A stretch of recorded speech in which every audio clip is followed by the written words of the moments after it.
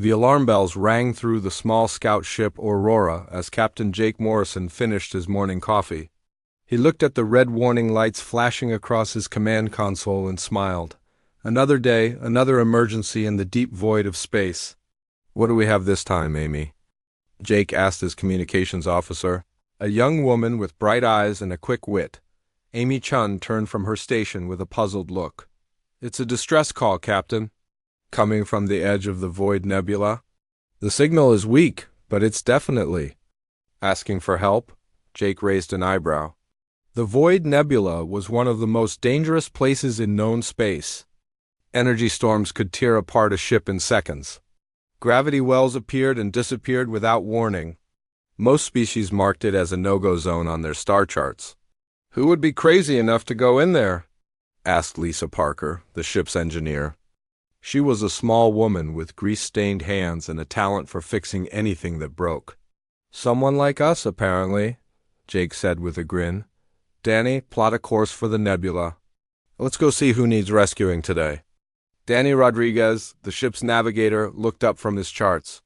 "Captain, you do realize the nebula is completely unstable right now. The energy readings are off the charts." "That's what makes it interesting," Jake replied. "Besides, someone out there needs help. We're the Terran Scout Corps. This is what we do." The Aurora was a small ship, built for speed and equipped with the best sensors humanity could build. It was designed to go places other ships couldn't or wouldn't go. The crew of 4 had been working together for 3 years, exploring the dangerous edges of known space. As they approached the nebula, the ship's sensors began picking up more details about the distress signal. The readings showed a large vessel trapped in some kind of energy field about 2 hours inside the nebula's edge. "I'm getting more information about the ship," Amy reported. "It's Zilani, one of their research vessels. They're calling themselves the Seeker of Truth." Jake nodded. He knew about the Zilani. They were an advanced alien species with technology far superior to humanity's. They were also famous for being extremely careful about everything they did. If a Zilani ship was trapped in the nebula, something had gone very wrong. "Can you reach them?" Jake asked. "I'm trying, Captain. The energy interference is making it difficult." Amy worked at her console for several minutes before managing to establish a weak connection. A strange, musical voice came through the speakers. The universal translator made it sound scared and desperate. "This is Captain Vexstar of the Seeker of Truth. We require immediate assistance. Our ship is trapped in a quantum distortion field. We cannot escape." Jake picked up the communication device. "This is Captain Morrison of the human scout ship Aurora. We received your distress call. What's your situation?" There was a pause before the alien captain responded. "Human? You came into the nebula to help us? This is extremely dangerous. Your small vessel will be destroyed." "Well, we're still here, aren't we?" Jake said with a laugh. "Tell us what happened." Captain Vexstar explained their situation in careful, precise words. The Zilani had been studying energy patterns in the nebula when their ship became caught in a spatial distortion. Their advanced computers had calculated their chances of escape at 0.3%. In Zilani culture, anything below 1% was considered impossible. "How long do you have?" Jake asked. 5 hours and 37 minutes before the distortion. Field pulls us into the quantum anomaly. We will be completely destroyed. Lisa was already studying the sensor readings. I can see their ship on the long-range scanners. They're caught in some kind of gravity well, but it's not natural. It's like space itself is twisted around them. Danny looked at the navigation data and shook his head. "Captain, getting to them means flying through 3 different energy storms and navigating around 2 black holes. The computer is giving us a 12% chance of success." Jake looked at the numbers and smiled. 12%? That's not too bad. I've seen worse odds at the casino. The 3 crew members stared at their captain. Amy was the first to speak. "Captain, did you just say 12% isn't bad?" "Sure, it means we have a better than 1 in 10 chance of pulling this off." "Those, are practically guaranteed odds in my book?" Jake activated the ship's communication system again. Captain Vexstar, we're coming to get you. Sit tight and try not to worry. Captain Morrison, I do not understand. Your computers must show you the same probability calculations as ours. This rescue attempt is statistical suicide. Maybe, Jake said cheerfully, but someone has to try, right? We'll be there in about 2 hours. As the Aurora moved deeper into the nebula, the Zilani captain's voice came through the speakers again. Captain Morrison, may I ask why you are attempting this rescue? Your species must value self-preservation. Jake thought about the question while Lisa worked on modifying their shields. Of course we value staying alive, but we also value helping people who need it. Besides, dangerous situations are kind of our specialty. I do not understand. How can danger be a specialty? Well, somebody has to explore the places other species won't go. Somebody has to take the risks that seem impossible. That's what humans do best. The ship shook as they entered the first energy storm. Lightning-like bolts of pure energy struck their shields, lighting up the bridge in brilliant flashes. Danny wrestled with the controls to keep them on course while Lisa monitored the engine systems. Shields holding at 85%, Lisa reported. The modifications are working better than expected. Amy was listening to the Zilani ship's communications. Captain, I'm picking up their internal communications. They're talking about us. What are they saying? They're confused by our behavior. They keep talking about how calm we sound. Their medical officer says our stress levels should be much higher, Jake laughed. Tell them this is just another day at the office for us. The Aurora pushed through the energy storm and began navigating around the first black hole. The gravitational forces were enormous, but Danny had plotted a course that used the gravity to increase their speed. This is actually kind of fun, Danny said as he made a series of complex maneuvers. It's like surfing on a gravity wave. Fun? Came Captain Vexstar's voice over the communication system. You consider this enjoyable? Sure, Jake replied. Where else can you fly through impossible energy storms and dance with black holes? This is the kind of stuff we joined the Scout Corps for. Lisa was humming an old Earth song while she worked on the shield modifications. The combination of her cheerful attitude and the deadly danger outside seemed to fascinate the Zilani crew. Captain Morrison, Vexstar said carefully, my crew is monitoring your vital signs through our long-range sensors. Your heart rates are actually decreasing as the danger increases. This is not normal behavior for any species we have encountered. Maybe not, Jake said. But fear doesn't help us do our job. We stay calm, we think clearly, and we find a way to solve the problem. Panicking never saved anyone. The Aurora continued through the nebula, dodging energy storms and navigating around dangerous gravity wells. The human crew worked together with the easy confidence of people who trusted each other completely. They joked, they laughed, and they treated the deadly situation like a challenging but solvable puzzle. Meanwhile, the Zilani crew watched in amazement as the small human ship performed maneuvers that their computers said were impossible. They began to realize that humans didn't just accept danger, they seemed to find it amusing. 1 hour to reach your position, Jake announced to the Zilani ship. How are you holding up over there? We are amazed, Captain Vexstar replied. Your species approaches danger in a way we have never seen. You treat mortal peril as if it were a game. Jake smiled as he watched his crew work. Not a game, Captain. But not the end of the world either. There's always a way out if you look hard enough and stay calm enough to find it.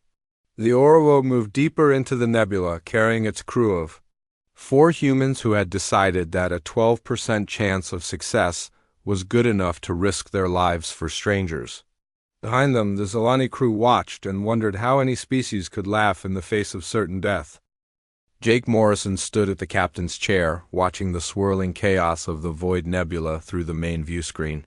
The Aurora had been flying through deadly energy storms for over an hour, and they were finally approaching the trapped Zilani vessel. The sight that greeted them was both beautiful and terrifying. The Seeker of Truth was a massive ship, at least 10 times larger than the Aurora. It hung motionless in space, surrounded by a shimmering field of twisted reality. Space itself seemed to bend and flow around the vessel like water around a stone. Flashes of impossible colors danced across the distortion field, and Jake could see why the Zilani were trapped. The quantum anomaly was pulling their ship slowly toward a point of no return. "Well, that's something you don't see every day," Danny Rodriguez said from his navigation station. He was studying the sensor readings with a mixture of professional interest and barely contained excitement. "It's beautiful in a deadly sort of way," Amy Chun added, working to maintain communication with the Zilani ship despite the interference from the distortion field. Lisa Parker was already deep in the ship's engineering systems, her hands flying over the control panels as she made rapid calculations.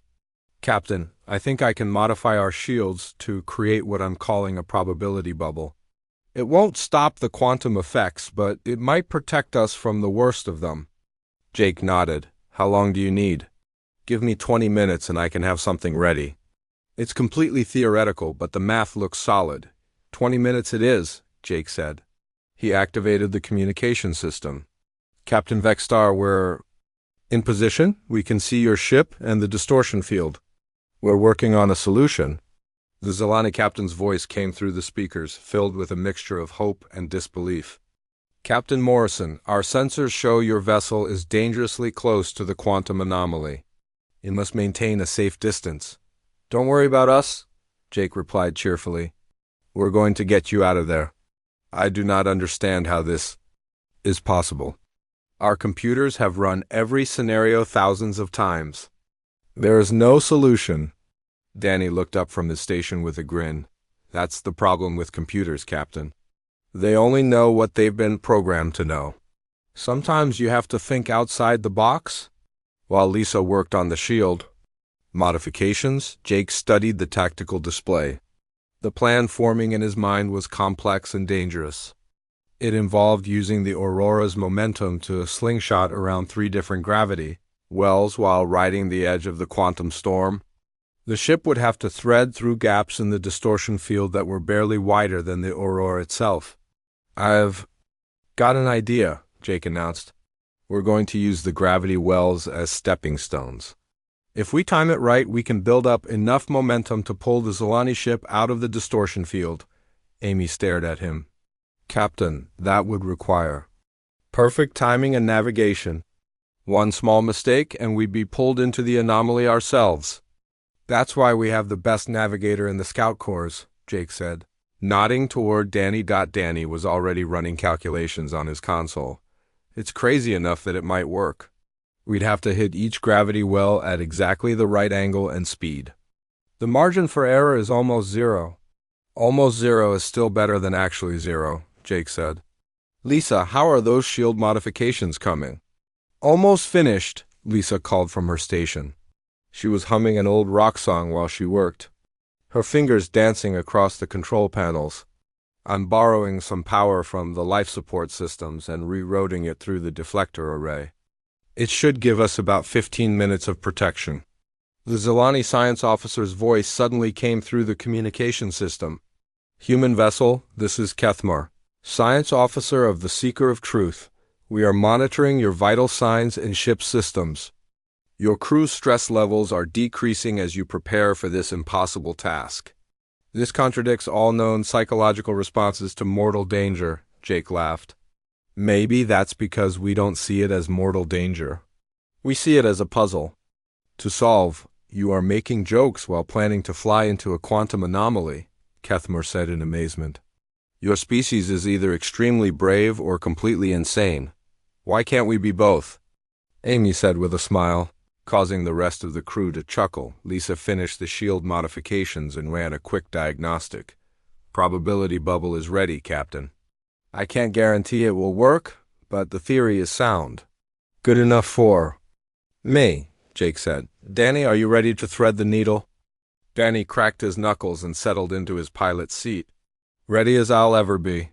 This is either going to be the best flying of my career or the last flying of my career." "Let's hope it's the first one," Jake said. "All stations prepare for emergency maneuvers." The Aurora began its approach to the first gravity well. The ship's hull creaked and groaned as the gravitational forces tried to tear it apart. Danny's hands moved smoothly over the controls, making tiny adjustments to their course while Lisa monitored the shield systems. "First gravity well in 10 seconds, Danny announced. "Here we go." The Aurora shot around the gravity well like a stone from a slingshot. The ship's speed increased dramatically, but so did the stress on the hull. Warning lights flashed across the bridge as systems strained to their limits. "Hull stress at 90%, Lisa reported. "But we're still in one piece." "Approaching second." "Gravity well," Danny said. Sweat was beading on his forehead, but his voice remained steady. "This one's going to be tricky." The second maneuver was even more difficult. The Aurora had to fly through a narrow gap between two gravity wells while maintaining exactly the right speed and angle. One miscalculation would send them spiraling into destruction. "Like threading a needle while riding a roller coaster," Danny muttered as he made the delicate adjustments. "At least roller coasters don't have quantum anomalies," Amy said. Trying to keep the mood light despite the danger, the Aurora successfully navigated the second gravity well and began approaching the distortion field around the Zilani ship. The space around them began to shimmer and twist as reality itself became unstable. "Probability bubble is holding," Lisa announced. "I can see the quantum effects, but they're not affecting our ship directly." Jake watched the main screen as they approached the Seeker of Truth. The massive Zilani vessel looked helpless, caught in the grip of forces beyond its control. "Captain Vextar, we're coming in. Prepare to receive a tractor beam." "Captain Morrison, our sensors show multiple hull breaches forming on your vessel. You must abort this rescue attempt." Jake looked at the damage reports scrolling across his console. The Aurora was being pushed to its limits, but it was still flying. "We're not aborting anything. We came here to get you out, and that's exactly what we're going to do." Danny lined up the Aurora with the third and final gravity well. This would be the most dangerous maneuver of all. They had to use the gravity well to build up enough momentum to pull the much larger Zilani ship out of the distortion field. "Final approach," Danny announced. "If this works, we'll have enough power to break them free. If it doesn't work, well, it's been nice knowing you all." "It's going to work," Jake said confidently. "I have complete faith in this crew." The Aurora shot around the final gravity well with tremendous speed. The ship's tractor beam locked onto the Seeker of Truth just as they reached maximum velocity. For a moment, it seemed like the plan might fail. The Zilani ship was enormous, and the distortion field didn't want to let it go. Then, with a sound like breaking glass that somehow carried through the vacuum of space, the quantum distortion field collapsed. The Seeker of Truth broke free and began following the Aurora away from the anomaly. "We did it!" Amy shouted. "The Zilani ship is free!" Jake smiled as he watched both ships safely clear the danger zone. "Good work, everyone. That was some excellent flying, Danny." Danny wiped the sweat from his forehead and grinned. "I have to admit, that was the most fun I've had in months. Even if we almost died horribly." Captain Vextar's voice came through the communication system, filled with wonder and confusion. "Captain Morrison, how is this possible? Your ship succeeded where our computers said success was impossible." "Sometimes the impossible is just the difficult wearing a disguise," Jake replied. "The important thing is that everyone's safe." "But your crew remained calm throughout the entire rescue." "You made jokes while facing certain death. We do not understand how this is possible." Jake looked around at his crew, all of whom were smiling despite the danger they had just faced. "Fear doesn't help us do our job, Captain. We stay calm, we work together, and we find a way to solve the problem. That's what humans do best." The Aurora and the Seeker of Truth moved away from the Void Nebula together, leaving the quantum anomaly behind.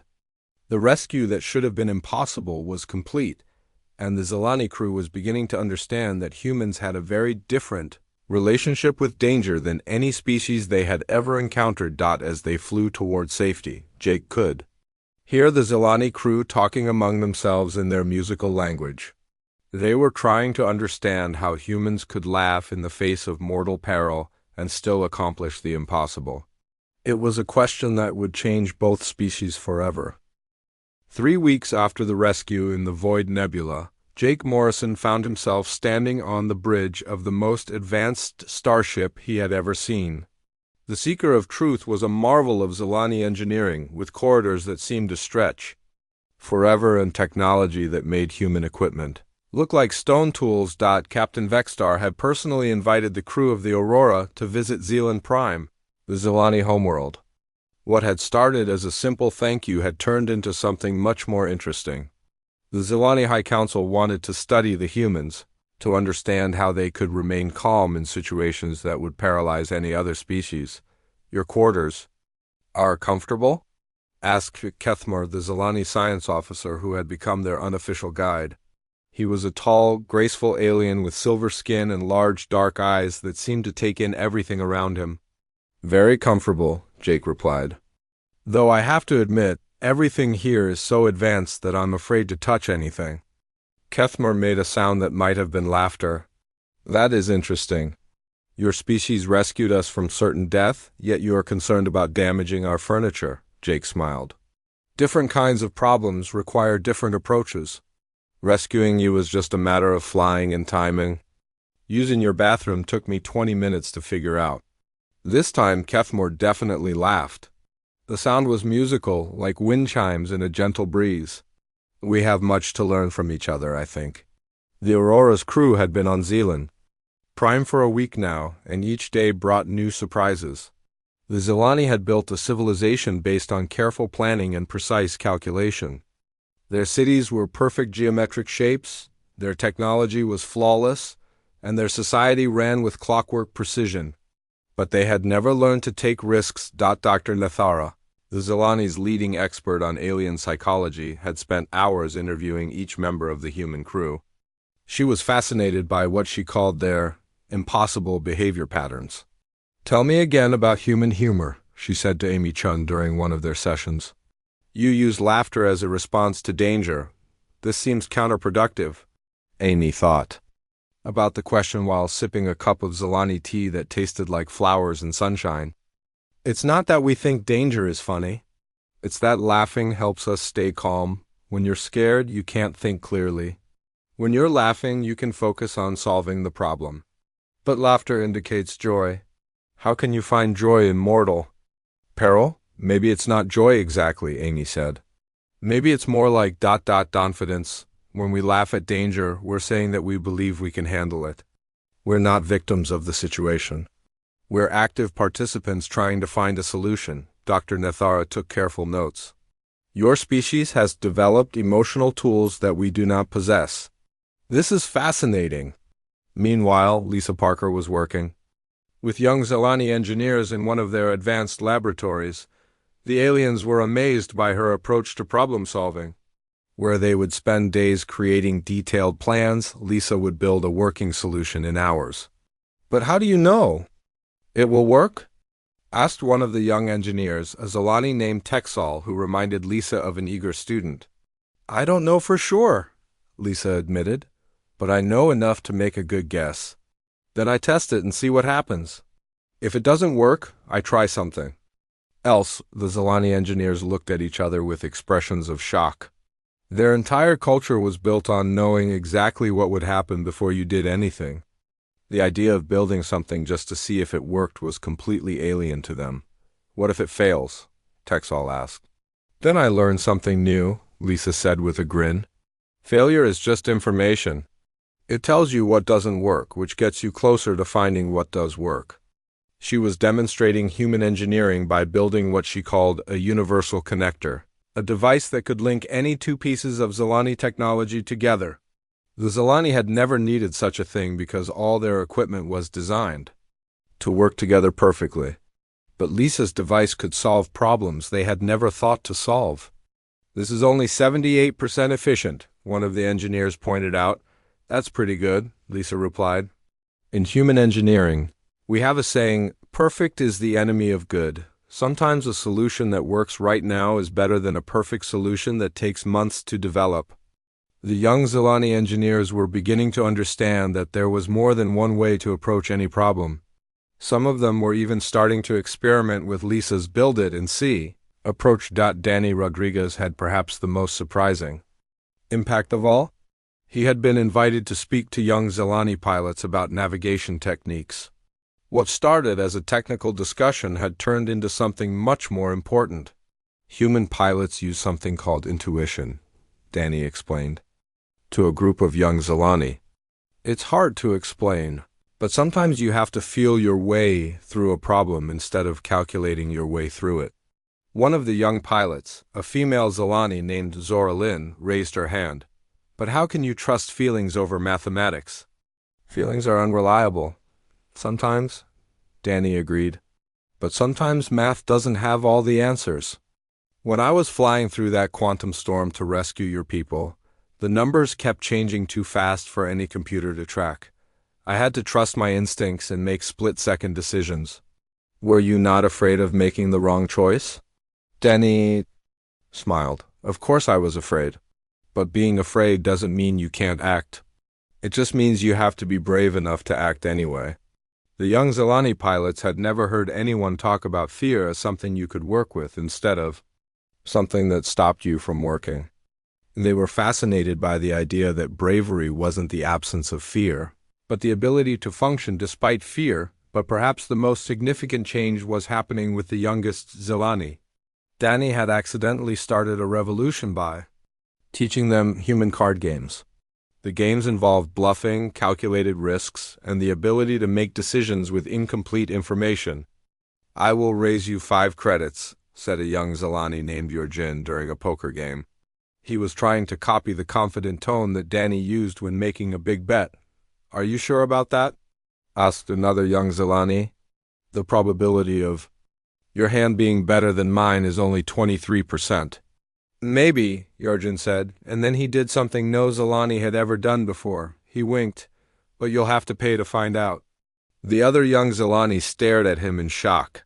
Yurjin had just made a decision based on incomplete information, and he seemed to be enjoying the uncertainty. This was completely against everything they had been taught about proper behavior. Word of the card game spread quickly through the young Zelani population. For the first time in their species' history, they were learning that uncertainty could be fun instead of terrifying. They began to understand that taking chances wasn't just about survival. It could be enjoyable. The Zelani government was not pleased with these developments. Several council members approached Jake with their concerns. Your crew is having an unusual effect on our young people, said Council Leader Morthic. They are beginning to volunteer for dangerous assignments. They are taking unnecessary risks. This is not normal behavior for our species. Jake chose his words carefully. With respect, Council Leader, maybe taking some risks isn't a bad thing. Your people are incredibly smart and capable. Maybe they just need to learn to trust themselves more. But risk leads to failure. Failure leads to death. Sometimes, Jake agreed. But avoiding all risk leads to never discovering what you're truly capable of. Your people rescued us from certain death because they were willing to take a chance on an impossible rescue. Maybe that's not such a bad thing. The conversation continued for hours, with the Zelani leaders trying to understand how humans could find value in uncertainty and danger. They were particularly puzzled by the human concept of constructive failure, the idea that sometimes you had to fail at something to learn how to succeed at it. Meanwhile, Dr. Nethara was making groundbreaking discoveries about human psychology. Her research showed that humans had developed dozens of different ways to cope with danger and uncertainty. They used humor, music, storytelling, and even physical activities to manage fear and stress. Your species has turned anxiety into a tool, she told Jake during one of their interviews.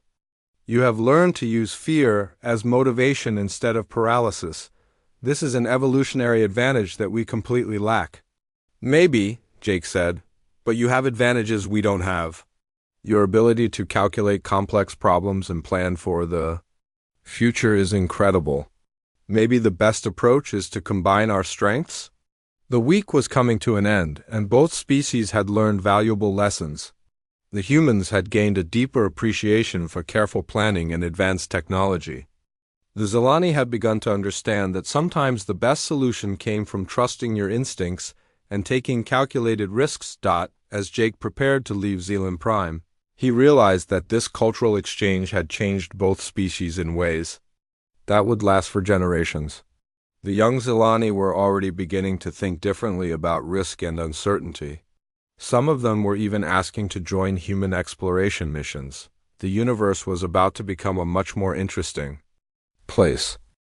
The emergency alarms on Zealand Prime had been screaming for 3 hours when Jake Morrison arrived at the High Council chambers. The massive room was filled with Zilani officials running complex calculations on floating holographic displays. Every face showed the same expression of carefully controlled panic that Jake had seen during the Nebula Rescue. Council leader Morthic approached Jake with urgent steps. "Captain Morrison, we require your assistance. Our long-range sensors have detected a massive asteroid swarm approaching our solar system. The field is so dense and unpredictable that our computers calculate less than a 2% chance of successfully deflecting it using conventional methods." Jake studied the holographic display showing the incoming asteroid field. It was enormous, stretching across millions of kilometers of space. Thousands of rocks, some as large as cities, were tumbling towards Zealand Prime in a chaotic dance of destruction. The largest asteroids were big enough to crack a planet in half. "How long do we have?" Jake asked. 72 hours before the first impacts," Dr. Nethara replied. She looked exhausted from running probability calculations all night. "We have already begun evacuation procedures for the entire planet. Our transport ships can save perhaps 40% of our population." Amy Chun, who had been studying the sensor data with Lisa and Danny, looked up from her calculations. "Captain, the asteroid field is too chaotic for any normal deflection plan. The rocks are colliding with each other and changing course constantly. It's like trying to predict the path of every raindrop in a thunderstorm." Lisa was working at one of the Zilani computer terminals, her fingers flying over the alien controls. "I've been running some numbers with their computers. If we could place explosive charges at specific points inside the field, we might be able to break up the largest asteroids. But it would require flying directly into the swarm." "Flying into the asteroid field would be suicide," said Captain Vexstar, who had arrived with several other Zilani ship commanders. "Our vessels cannot navigate through such chaos. The collision probability approaches 100%. Danny looked at the tactical display with the expression he always wore when facing an interesting challenge. "It would definitely require some creative flying. The kind of piloting where you have to trust your instincts more than your instruments." Jake studied the faces around him. The Zilani officials were already preparing for the worst-case scenario. They had accepted that their planet would be destroyed and were focusing on saving as many lives as possible. It was logical, practical, and completely against everything Jake believed in. "There has to be another way," Jake said. "We're not giving up on your planet without a fight." "Captain Morrison," Morthic said gently, "we appreciate your optimism, but the mathematics are clear. This asteroid field cannot be stopped." "Maybe it can't be stopped," Jake replied, "but maybe it can be redirected." "Lisa, what if we don't try to destroy the whole field? What if we just change the course of the biggest rocks?" Lisa's eyes lit up with understanding. "If we could alter the trajectory of the largest asteroids, they might collide with the smaller ones and break up the entire swarm. It's like dominoes falling." "How many charges would we need to place?" Amy asked. "Maybe 20 or 30, positioned at exactly the right spots," Lisa calculated quickly. "But the timing would have to be perfect. One mistake and the whole plan fails." Dr. Nethara shook her head. "The mission would require multiple ships flying in formation through the asteroid field. No crew could maintain the precision needed while dodging thousands of collision threats." That was when Yurgen stepped forward. The young Zilani pilot had been quietly listening to the discussion from the back of the room. "I volunteer for the mission," he said clearly. The room fell silent. Every Zilani stared at him in shock. Yurgen was known as one of the most careful and methodical young pilots in their fleet. For him to volunteer for a suicide mission was completely unprecedented. "Yurgen, you cannot be serious," Captain Vexstar said. "This mission has almost no chance of success." Almost no chance is not the same as no chance, Jurgen replied. He had been practicing human expressions, and Jake could see him trying to smile with confidence. I have been studying human risk assessment methods. Sometimes you have to take chances to achieve the impossible. More young Zelani began stepping forward. Pilots, engineers, and navigation specialists who had been learning from the human crew all volunteered for the dangerous mission. Their elders watched in amazement as an entire generation of Zelani chose hope over statistics. "We can do this," said Zoralyn, the young female pilot who had been learning intuitive navigation from Danny. "The humans taught us that fear is just information. We can feel afraid and still act bravely." Jake felt a mixture of pride and concern as he watched the young Zelani volunteers. They had learned human lessons about courage, but they were still inexperienced with the kind of split-second decision-making that the mission would require. "If we're going to do this," Jake said, "we need to do it right. Mixed crews, humans, and Zelani working together. We use your advanced computers for the calculations and our instincts for the flying." The next 12 hours were spent in intensive preparation. The mission would require 6 ships flying in precise formation through the asteroid field. Each ship would carry a mixed crew of humans and Zelani, combining the best of both species' capabilities. Jake would command the lead ship with Jurgen as his co-pilot. Danny would navigate while Zoralyn learned to trust her instincts. Lisa would handle the technical aspects of placing the charges while young Zelani engineers learned to build solutions on the fly. "Remember," Jake told the mixed crews during their final briefing, "the computers can show us the probabilities, but they can't fly the ships. When things get chaotic out there, trust your training and trust each other." As the 6 ships launched toward the asteroid field, Jake could hear the Zelani ground control giving them final probability calculations. The chances of success had actually dropped to 1.7% now that they had better data about the field's density. "Ground control," Jurgen said into his communication device. "We copy your probability assessment. 1.7% chance of success means we have a 98.3% chance of having an interesting story to tell afterward." Jake grinned. The young Zelani had perfectly captured the human approach to impossible odds. Several other young Zelani pilots could be heard laughing over the communication channels. The asteroid field was even more chaotic than the sensor readings had suggested. Rocks the size of buildings tumbled past their ships, sometimes missing them by only meters. The combined human Zelani crews had to make dozens of split-second course corrections to avoid collisions. "First target in sight," Lisa announced from her position. "I need to get within 50 meters to place the charge." Danny threaded their ship through a gap between 2 spinning asteroids while Zoralyn called out navigation warnings. "Asteroid incoming from port side. Collision in 15 seconds. "I see it," Danny replied calmly, rolling the ship to avoid the tumbling rock. "Nice spot, Zoralyn." "Your instincts are getting better." One by one, the ships reached their targets and placed the explosive charges. The mission required perfect timing and coordination as the crews navigated through the constantly shifting maze of space debris. Several times, ships had to abandon their planned routes and improvise new approaches when asteroids changed course unexpectedly. "This is actually kind of fun," Jurgen said as he helped Danny pilot around a cluster of smaller rocks. "I understand now why humans enjoy dangerous situations. The challenge makes you feel truly alive." "Just don't get too comfortable," Jake warned. "We still have 12 more targets to reach." The most dangerous moment came when 2 of the ships had to fly through a narrow gap between 3 massive asteroids that were slowly rotating around each other. The margin for error was less than 10 meters on either side. "Threading the needle," announced Texal, one of the young Zelani engineers who had learned to enjoy uncertainty. "If we survive this, I'm definitely telling everyone back home." Both ships made it through the gap successfully, and the crews could be heard cheering over the communication channels. The young Zelani were learning to find joy in overcoming impossible challenges. When the last charge was placed, all 6 ships retreated to a safe distance and prepared to detonate the explosives.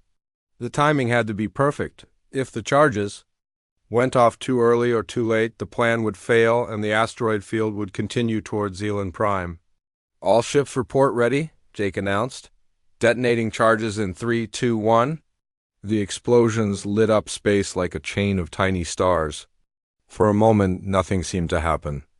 Then the largest asteroids began breaking apart, creating chain reactions throughout the field. Smaller rocks collided with fragments, creating more collisions and more fragments. "It's working," Amy shouted. "The field is breaking apart." The asteroid swarm that had threatened to destroy an entire planet gradually dissolved into harmless debris. The impossible mission had succeeded through a combination of human courage and Zelani precision. As the ships returned to Zealand Prime, Jake could hear the young Zelani crews laughing and celebrating their victory.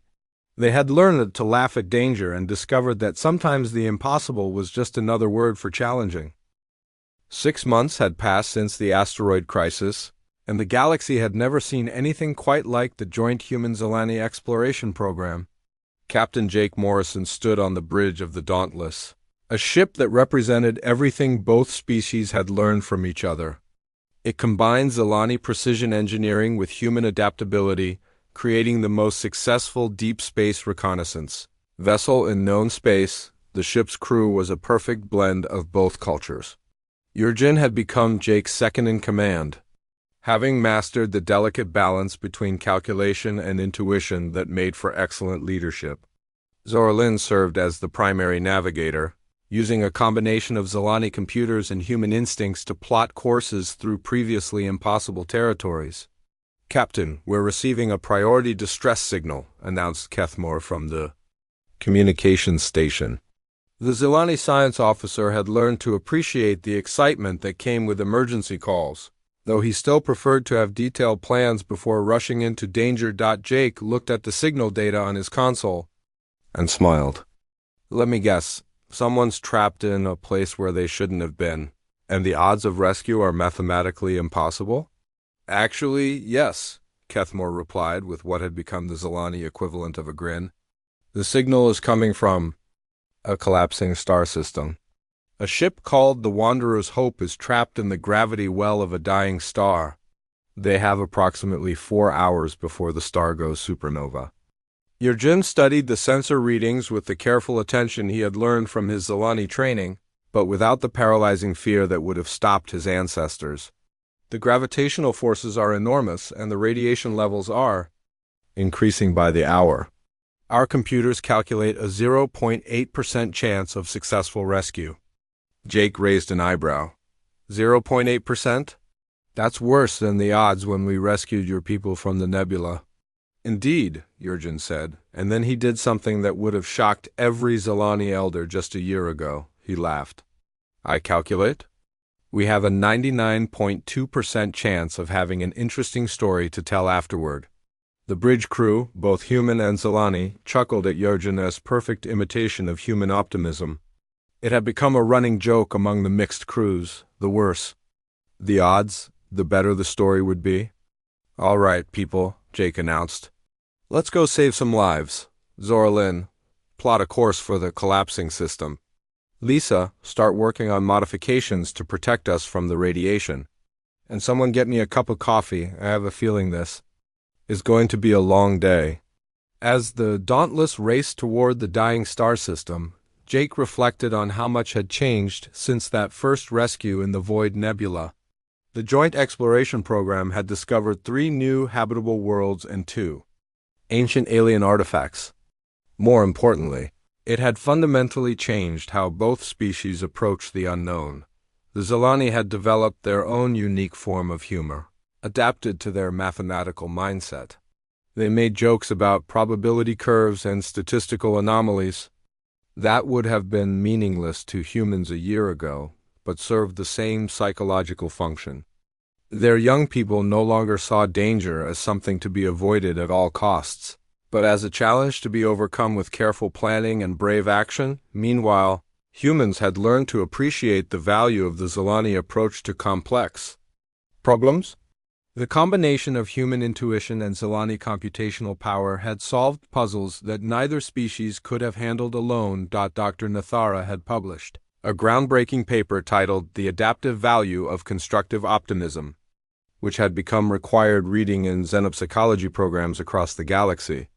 Her research showed that humanity's ability to find humor in danger represented an evolutionary advantage that allowed them to explore and survive in environments that would paralyze other species, but perhaps the most significant change was in how other alien species viewed both humans and Zelani. The rescue of the asteroid-threatened homeworld had become legendary throughout the galaxy. Other species were beginning to request their own cultural exchanges, all wanting to learn the secret of how to laugh at danger. The Dauntless dropped out of faster-than-light travel at the edge of the collapsing star system. The sight that greeted them was both beautiful and terrifying. The dying star was massive, its surface roiling with nuclear fires that would soon tear it apart. Streams of plasma and radiation poured into space, creating a deadly maze that surrounded the trapped alien vessel. "There's the Wanderer's Hope," Zorlin announced, pointing to a small ship caught in the star's gravity well. "They're caught in a stable orbit for now, but when the star explodes, nothing will survive." Lisa Parker had been working frantically to modify the Dauntless's shields. "I've got a plan, but it's completely theoretical. I want to create a bubble of stable spacetime around our ship using the deflector array. It might protect us from the worst of the gravitational distortions." "Might?" asked Texal, one of the young Zelani engineers who had joined the crew. "That's the best I can do with 4 hours' notice," Lisa replied cheerfully. "Sometimes you have to build the solution while you're using it." Texal nodded with understanding. He had learned to appreciate the human approach of good enough engineering. "I will assist you. Perhaps we can improve the probability of success to 60%. "Now you're talking," Lisa said with a grin. The rescue mission required the Dauntless to fly directly toward the dying star, using its gravity to build up enough speed to pull the trapped ship free. It was similar to the technique they had used to rescue the Zelani ship from the nebula, but on a much larger and more dangerous scale. "Beginning our approach," Zorlin announced as she guided the ship toward the star. "Radiation levels are increasing rapidly." The Wanderer's Hope turned out to be an exploration vessel crewed by a species called the Aldari, peaceful aliens who had been studying the star's collapse when they became trapped. Their captain, speaking through a universal translator, sounded amazed when the Dauntless established contact. "Human vessel, you must not approach. The radiation will destroy your ship within minutes." "Don't worry about us," Jake replied with his characteristic confidence. "We specialize in impossible rescues. Just hold on and we'll have you out of there soon." As the Dauntless flew deeper into the star system, the ship's hull began to heat up from the intense radiation. Warning lights flashed across the bridge as systems strained to their limits. But instead of panic, there was a sense of focused excitement among the crew. "Hull temperature at critical levels," reported Amy Chun from her engineering station. "Gravitational stress approaching maximum tolerance," added Kethmore. "Radiation shields holding at 40%, called out Texal, through it. All the crew worked together with the easy cooperation of people who trusted each other completely. The humans provided the intuitive decision-making and emotional calm that kept everyone focused. The Zelani contributed precise calculations and advanced technology that made the impossible merely difficult. Tractor beam locked onto the Wanderers. "Hope," Jurgen announced, "beginning extraction maneuver." The Dauntless pulled the trapped ship away from the dying star, just as nuclear fires began to consume the star's outer layers. Both ships escaped the explosion by mere minutes, racing away from the expanding shockwave at maximum speed. As they reached safety, Jake opened a communication channel to the rescued vessel. "Wanderer's Hope, this is Captain Morrison. You're safe now? Welcome to the other side of impossible." The Aldari captain's response was filled with wonder. "Captain Morrison, how did your crew remain so calm during such a dangerous rescue?" "We monitored your communications and you were making jokes while flying into a supernova." "That's just how we do things," Jake replied. Fear doesn't help us save lives, laughter does. Word of the supernova rescue spread quickly throughout the galaxy. The joint human-Zelani exploration program became famous not just for their successful missions but for their unique approach to danger. Other species began sending representatives to learn from them, creating a new model for interspecies cooperation. The Aldari were the first to formally request a cultural exchange program. They wanted to learn how to balance caution with courage, calculation with intuition. Soon, other species followed. The crystalline Vorthan, the aquatic Nereid, and even the enigmatic energy beings known as the luminal. Dr. Nathara established the Galactic Institute for Adaptive Courage on Zealand Prime, where representatives from dozens of species came to study human and Zelani approaches to risk management. The Institute's motto became, "Learn to laugh at the impossible." Jake often visited the Institute to speak with new students from various species. His favorite part was always the questions they asked about human behavior. How do you find courage when the odds are against you? A young Vorthan crystalline being asked during one lecture. Courage isn't something you find, Jake explained. It's something you choose. Every time you face something that scares you and decide to act anyway, you're choosing courage. And every time you choose courage, it becomes a little easier the next time. The program continued to grow and evolve. Mixed crews became common throughout the galaxy, with species learning from each other's strengths and perspectives.